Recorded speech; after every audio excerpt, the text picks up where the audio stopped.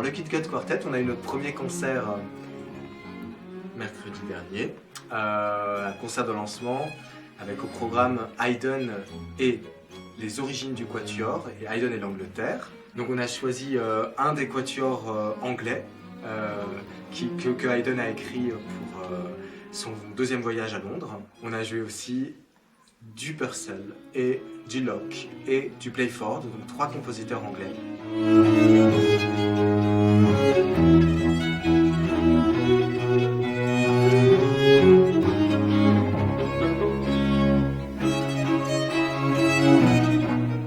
C'est vrai que le quatuor, ça a été tout de suite très rapide, ça comme la mayonnaise a pris et c'était voilà, c'était comme on voulait, comme beaucoup de liberté, beaucoup de discussions. Tout d'abord, c'était oui, cette rencontre il y a 3 ans. Moi, je connaissais Joseph, je connaissais Naaman, je les appréciais énormément, je les avais connus dans plutôt des rapports un peu pédagogiques. Et Frédéric, qui était à la base une connaissance de Naaman, moi j'en avais beaucoup entendu parler.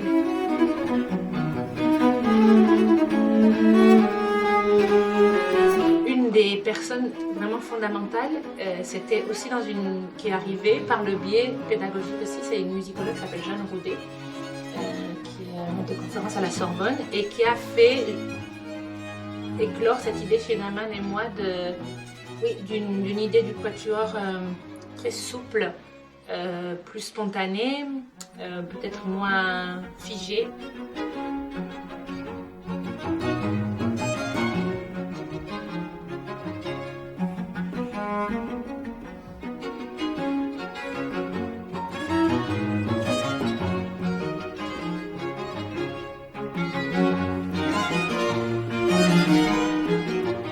Sur le papier, au départ, ça semblait très éloigné, Purcell et Haydn. Ensuite, on a trouvé une sorte de forme pour le concert qui m'a vraiment enchantée.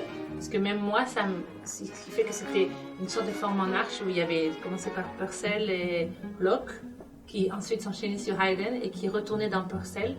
Et chaque pièce jetait une lumière et un regard différent sur la suivante et l'enrichissait.